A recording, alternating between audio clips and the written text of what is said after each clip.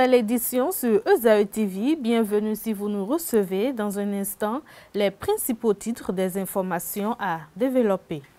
La rentrée scolaire 2018-2019 a effectivement démarré ce lundi 17 septembre sur toute l'étendue du territoire national. Plus de précisions dans ce journal. Les meilleurs écoliers au certificat d'études primaires CEP 2018 ont effectué un bain touristique le vendredi dernier à travers tout le Bénin. À suivre dans cette édition. Sport dans ce journal, pour la 4e saison, Flowers Handball Club de Cotonou a remporté le championnat national du Bénin senior tant en dames qu'en hommes.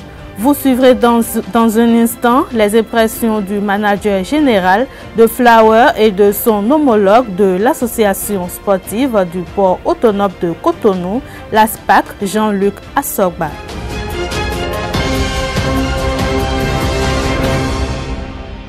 À nouveau, bonsoir. La rentrée scolaire 2018-2019 a effectivement démarré sur toute l'étendue du territoire national. À cet effet, une équipe de la rédaction d'Ezae TV s'est rendue sur le terrain pour faire le constat. Écoutons un responsable d'école à ce sujet. Il est au micro de Jacques Maurion, d'Almeida et d'Anita Marcos.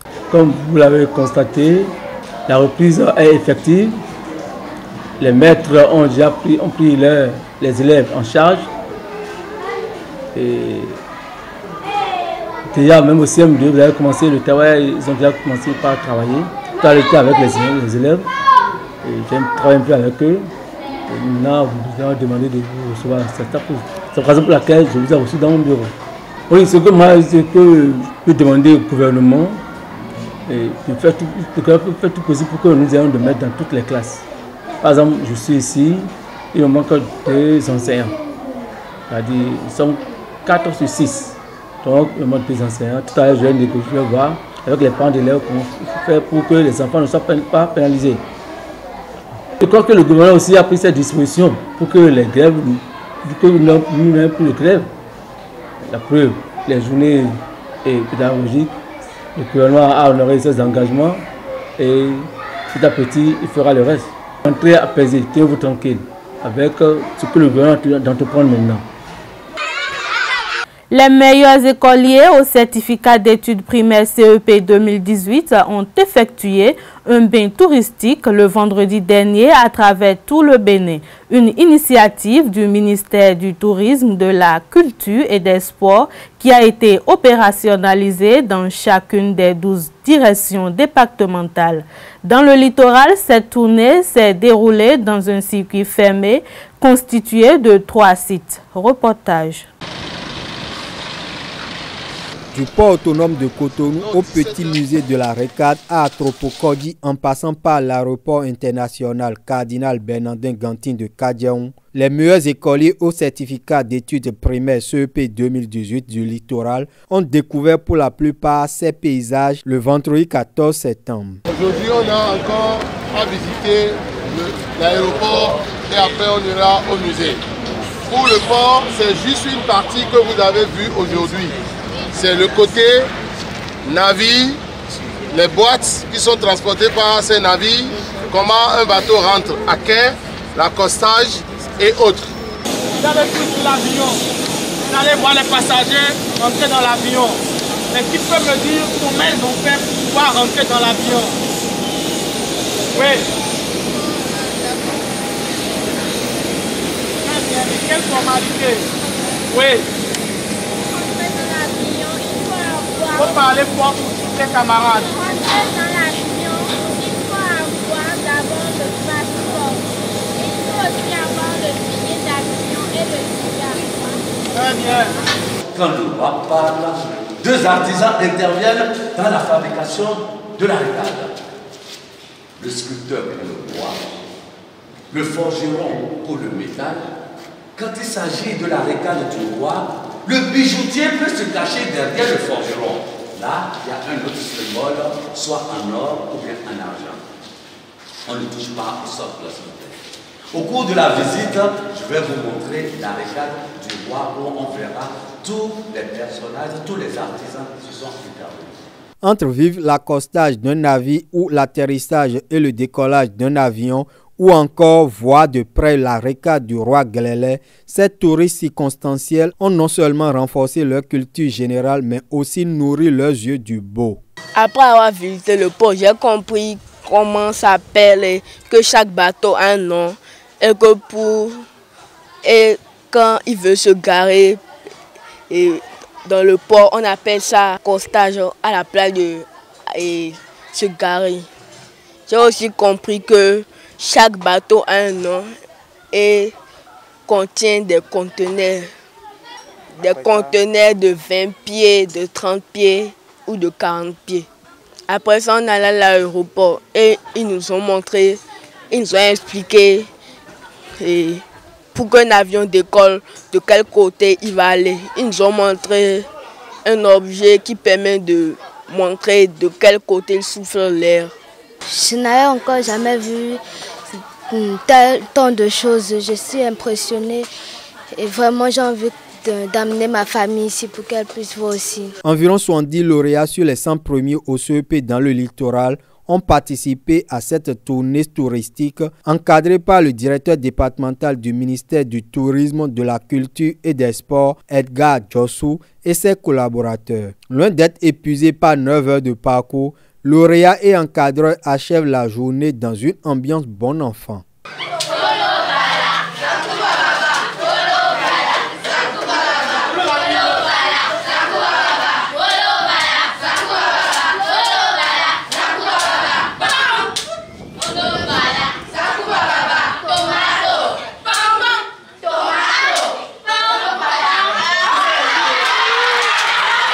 À la fin de cette journée, Edgar Jossou, le directeur départemental du tourisme, de la culture et des sports du littoral, explique le choix des sites retenus dans cette visite touristique.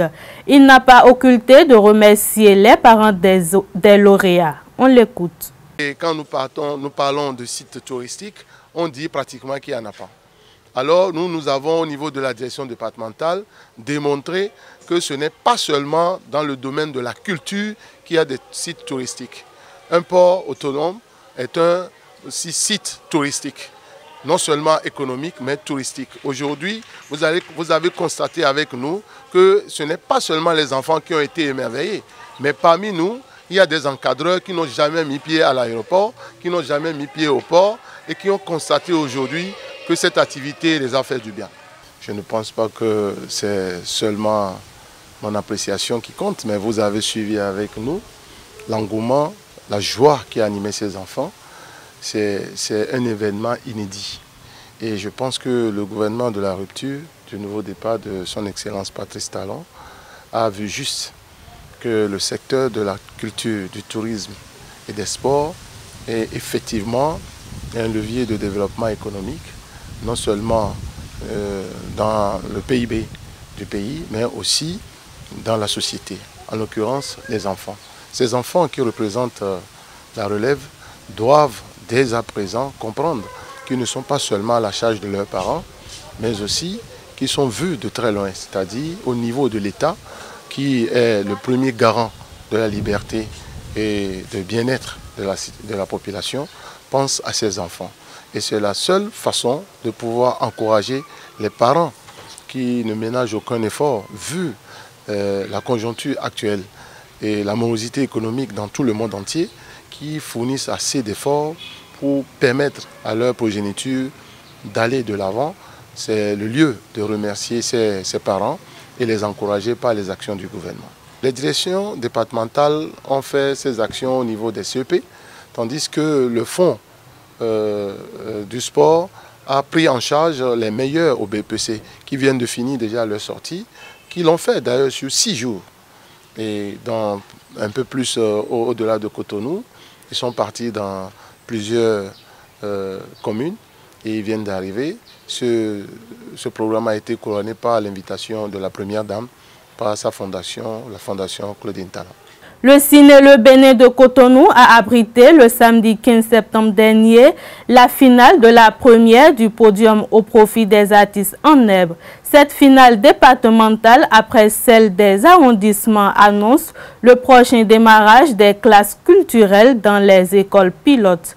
Les chanteurs Hilary Zosugbo du 12e arrondissement chez les filles, Luc Huessou du 13e chez les garçons et le groupe de chorégraphie du 5e arrivé en tête dans leurs catégories respectives représenteront le département du littoral à la finale nationale. Le film de cette journée compétitive avec Al Kitome et Christian Thomaïmena. Réunis au ciné Le Bénin ce samedi 15 septembre, ces jeunes chanteurs et danseurs sont venus des 13 arrondissements de la commune département qu'est la ville de Cotonou. Chaque compétiteur groupe s'active pour arracher dans sa catégorie la seule place disponible pour la finale nationale. Pour s'octroyer ce privilège d'affronter les meilleurs des autres départements, ils ont dû exceller d'abord au niveau de leurs arrondissements d'origine.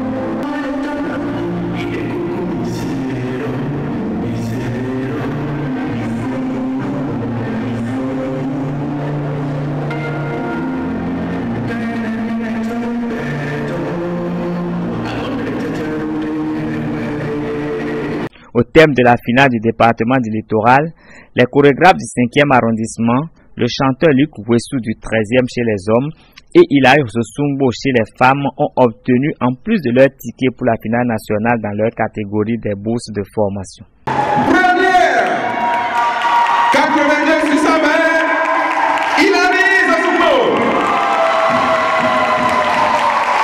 Mais celui qui te donne le savoir et le savoir-faire, t'as tout donné en réalité. Et premier, il a 93 sur sa main, Luc Huessou. Mon talent est de le confirmer. À l'entame de cette compétition, le directeur départemental du tourisme, de la culture et des sports du littoral rappelle les objectifs de la compétition. Chers candidates, nous sommes ici ce soir pour célébrer notre culture à travers cette activité officielle qui n'est autre que la première édition du podium au profit des artistes en l'air du littoral. Le 27 septembre 2018 marquera le 30e anniversaire de l'ouverture du Centre culturel chinois à Cotonou. Dans ce cadre, cette institution abrite depuis le 15 à chacun sa beauté une exposition d'échange entre des plasticiens béninois et chinois. Une centaine de tableaux réalisés par de célèbres peintres chinois, un diplomate marocain en poste au Bénin et 7 peintres béninois illuminent de leur couleur la salle audiovisuelle. Un vernissage qui a enregistré la participation du ministre de la Culture. Exposés par des plasticiens chinois, marocains et béninois au Centre culturel de Cotonou, ces tableaux sont l'expression du dialogue culturel entre ces peuples et ces nations. Le vernissage de cette exposition baptisée « À chacun sa beauté » s'est déroulé le samedi 27 septembre. Il s'agit, comme le rappelle l'ambassadeur de la Chine près le Bénin, de l'acte 2 des célébrations du 30e anniversaire de la création du Centre culturel chinois au Bénin.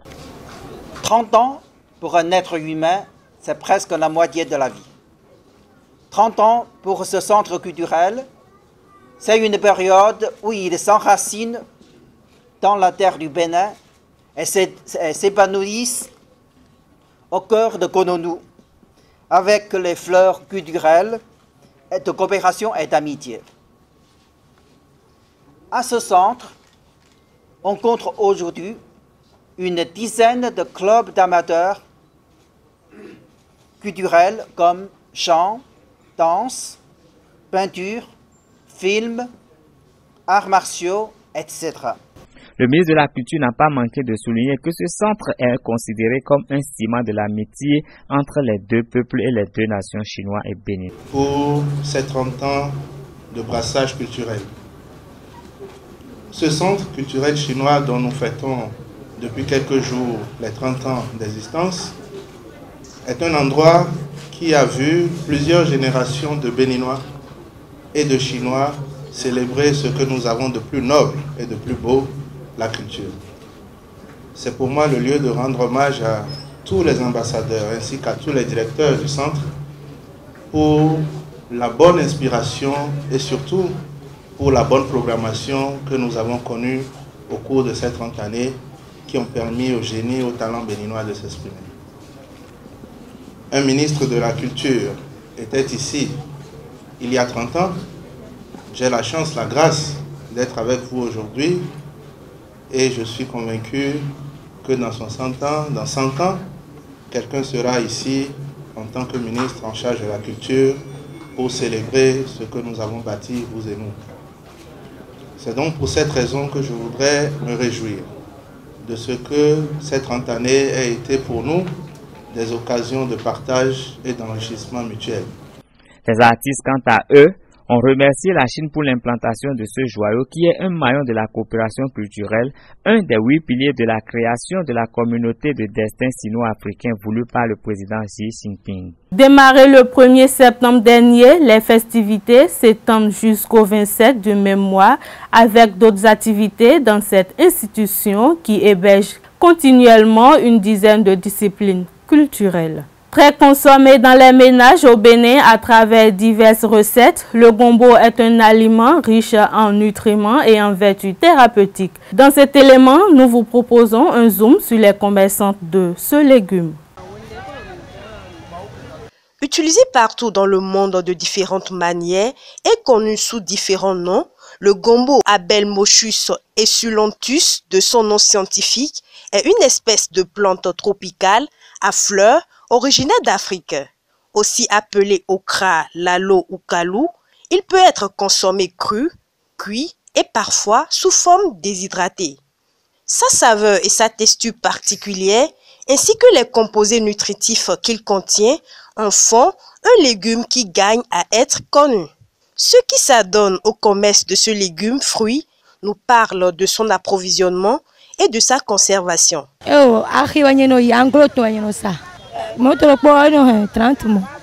Ça dépend des blagues. Mais là, nous avons mis des gommes en détail. Nous avons 8 000, nous avons 9 000, nous avons 7 500. Ça dépend des blagues. Colique, nous avons chakaton, nous avons chakaïzen. Loko saton, et simblo 3 jours, mon anglais, à moi, jaton, et nous avons simblo 5 jours. You know, but Hasmo, me, but me say, woman will not change. You know, do bonus a mo, bonus a sensa, bonus a chakirokole. I mean, no more, dwell, I mean, no more question. No, me, our boy, coach support, but me never do any, oh, man, no quick way. As if we're point one, as if we're point and one, they can tell me no sack more quick beyond it. Tell me, don't pay me no backward. No blast, I don't know, no, I outside, and I glare, no, sister Macadia, as I don't him. Selon les spécialistes, une consommation élevée de fruits et de légumes diminue le risque de maladies cardiovasculaires, de certains cancers et d'autres maladies chroniques. La consommation du gombo est donc une bonne habitude alimentaire bénéfique pour renforcer le muscle cardiaque et augmenter ainsi les sécrétions des glandes sexuelles aussi bien pour l'homme que pour la femme, selon Ahmed Arif, professeur d'obstétrique. Le gombo fait également office d'aliment, d'infusion et de complément alimentaire.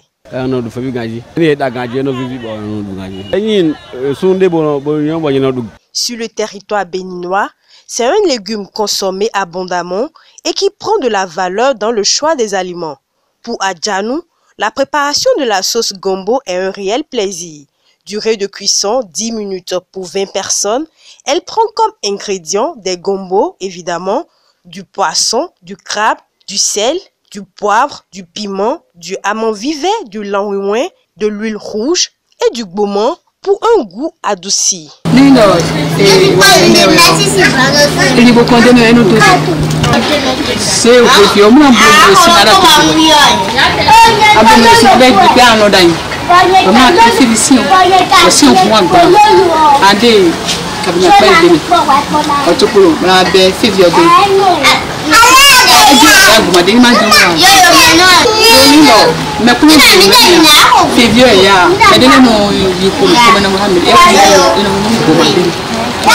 Le gombo est un aliment complet qui renferme de nombreuses vitamines. Utilisé dans les soupes ou pour faire des plats, il prévient la constipation et aide à prévenir le cancer du côlon.